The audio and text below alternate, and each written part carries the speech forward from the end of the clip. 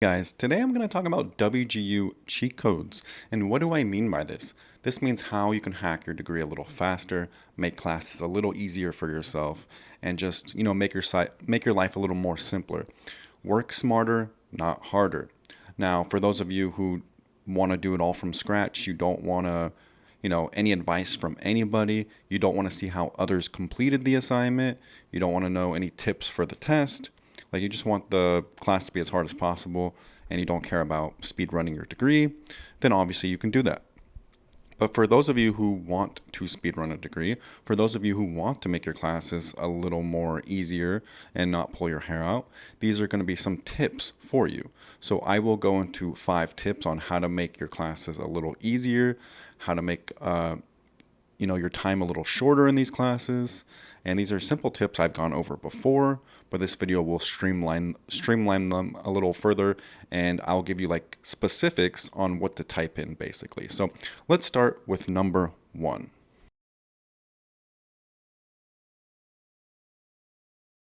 Number 1, guys, is going to be Reddit, and Reddit I think is the most helpful when it comes to college, especially WGU. So not public, but in-person universities, it's not really that helpful because not everyone posts on Reddit for the in-person ones. But online has such a large following for certain schools, such as WGU, which has a huge, a huge amount of students. So a lot of people kind of work together and give each other advice. And on Reddit, WGU is huge on Reddit. So I would highly recommend to go on Reddit and look for the class that you're searching for. So how would you do this exactly? Well, whatever course you're taking, you're going to look for the course code.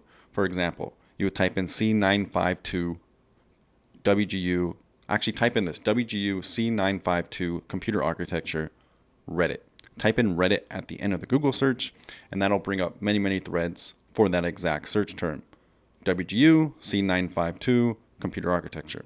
You could probably skip the course code, but I like to throw it in there to be even more specific. And then you'll probably look at whatever pops up first or whatever's the most recent. And then you'll go through there and you'll see whichever one gives the best advice. And you'll basically see like who has the most upvotes, read the comments. Like if all the comments are positive, then obviously this worked out pretty well. Basically, like let's say it's a tech assignment, it's going to tell you the exact steps on how to do it. Obviously, it's not going to give you something you can download and you can just upload and plagiarize, right? That's not what we're trying to do here. But it will give you the absolute steps on what to do and their exact thought process on how they did it. And that's why Reddit is so helpful. Reddit is also helpful in the writing courses because in the writing courses, it will tell you exactly how much to write. The people that have turned in the papers will tell you exactly how much each class, each assignment you need to write and what exactly to write about. And then for the test classes, you would basically, people on Reddit will tell you, hey, study this, this, and this. And they'll give you a study guide. Maybe they'll give you a Udemy course to go over real quick. Udemy courses are like $12. Or a YouTube course or a YouTube playlist. They'll give you information to study real quick, and that will help you pass. So it's good for project courses, it's good for test courses, it's good for writing courses. Reddit is really, really good for WGU. This is going to be a quick one real quick, guys, and this is Course Chatter on WGU. You'll go into the course page, you'll find Course Chatter. It's either on the main course page or it's on the course resource page. You'll find it with enough browsing around. It's been a while since I've taken a WGU course. But you go into Course Chatter and it's like this little chat box where a bunch of people leave comments. What you want to do is sort by most helpful or sort by top rated or whatever it says there. And you're going to find like the top 2 best comments. And then whatever they did to complete the course, you're going to try to mimic that. You're going to try to take their advice and run with it. So Course Chatter is pretty helpful. I don't think it's quite as helpful as Reddit, but it's still, it should probably be like the first thing you look at. Sometimes these courses don't have the greatest helpful comments, especially compared to Reddit, but sometimes there'll be like a golden comment that will tell you like exactly how to pass the course and give you some really great advice. You have to be wary that students are a little scared to post in the course chatter because the professors actually look at the course chatter. So, sometimes they don't want to give away too much, but sometimes there is some pretty good comments there. Number 3, guys, is the Facebook groups. So WGU has many Facebook groups. Some of them are official and some of them are not. For the WGU official Facebook groups, you can go to WGU School of Technology, WGU Teachers College, WGU School of Business, and WGU School of Health. So those are the 4 official WGU Facebook groups that the school runs.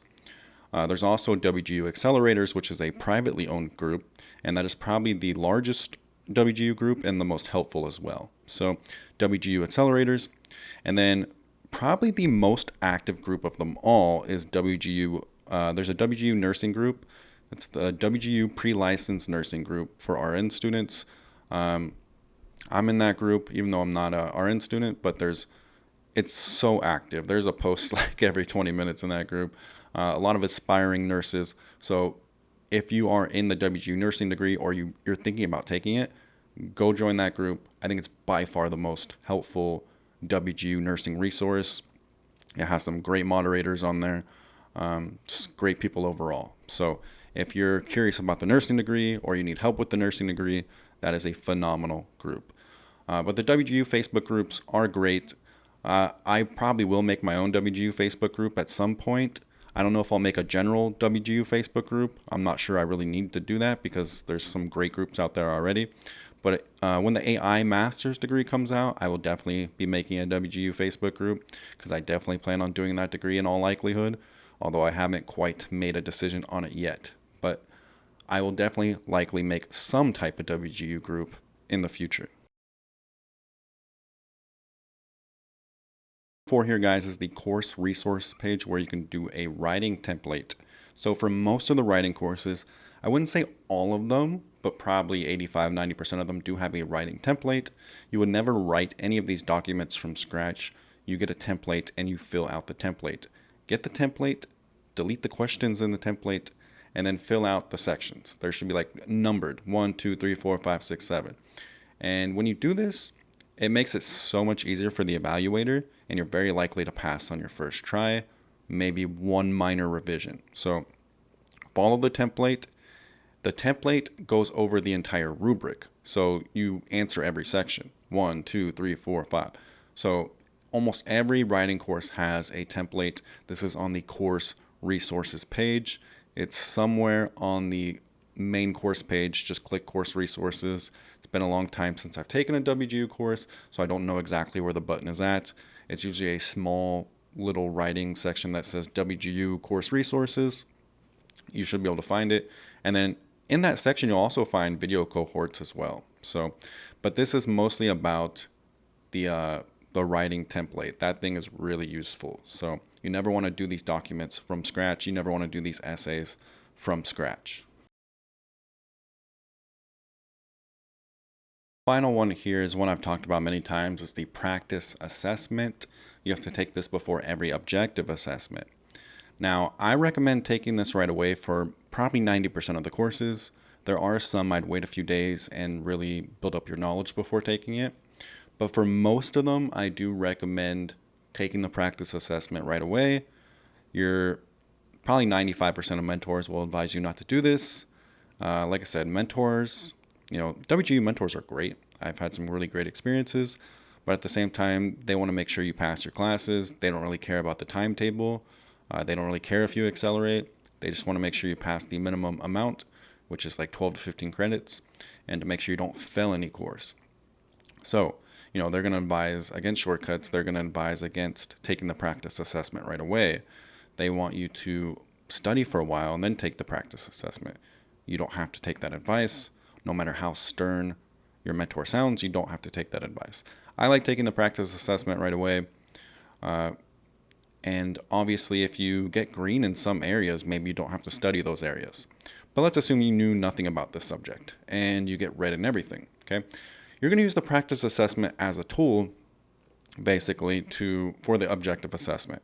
Because the practice assessment is almost like a preview of the objective assessment.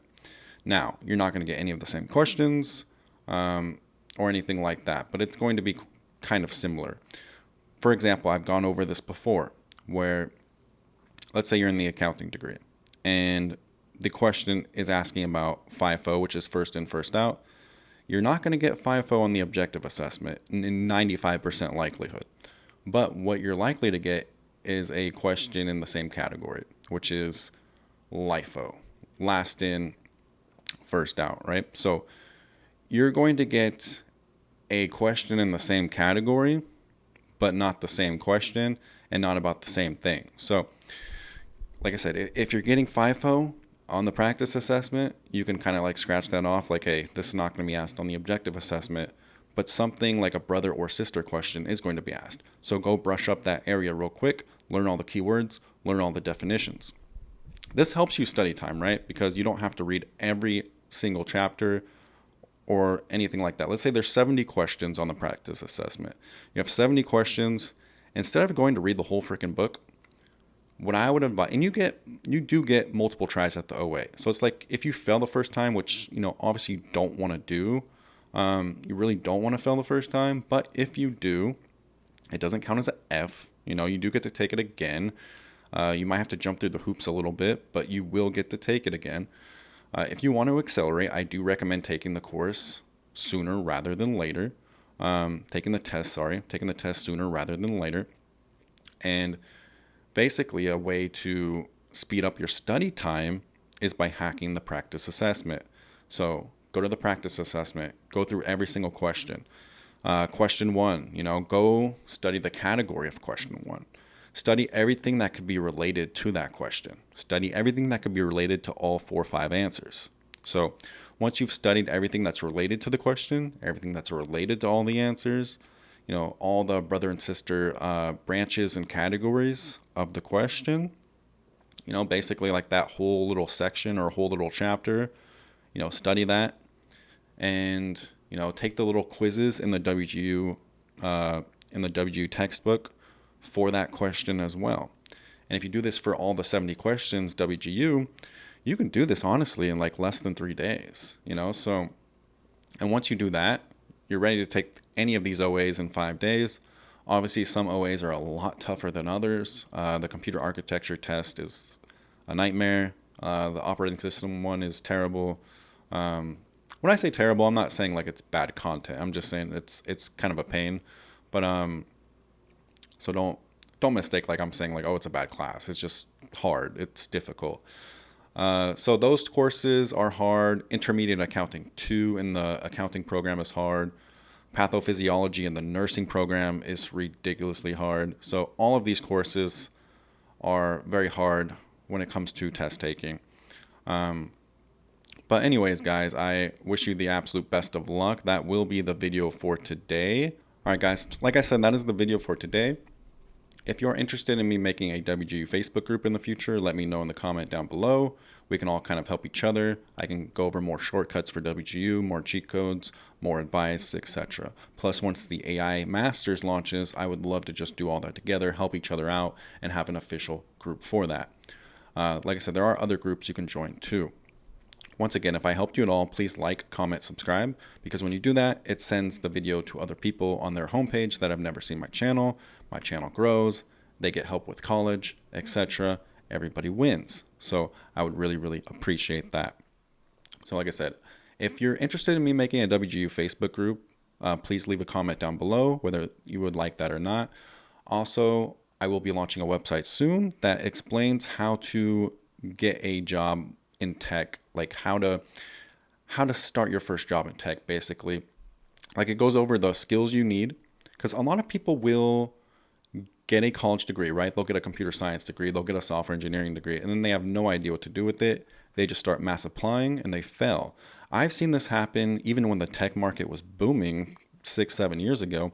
I knew a guy with a computer science bachelor's who just took a help desk position and stayed there for like 4 years and just, like they got really comfortable. They didn't really know how to get a software engineer job.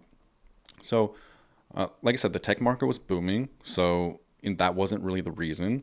It's just they didn't really know how to get started as a software engineer. So I will be launching a website that kind of goes over like, hey, what skills do you need to learn? It's like a little roadmap. And then besides the skills you need to learn, it'll show you where to learn them. It'll show you, what's good for your resume, what to put on your resume, and just overall some good steps to try to land your first software engineering job. So that is something I'll be coming out with soon. That website is something I've been working on for a while. WGU has a lot of great degrees as well, guys. And if you plan on going to this school, check out my other videos, which has a long list of WGU content. Also, I'll go over one other thing, and then I'm going to do the gift card giveaway, the $200 Amazon gift card giveaway that I promised you guys from a couple videos ago, celebrating my 100th video. I wanted to go over one last thing, which is technical product management. If you guys are interested in this, I'm going to explain this in a future video as well.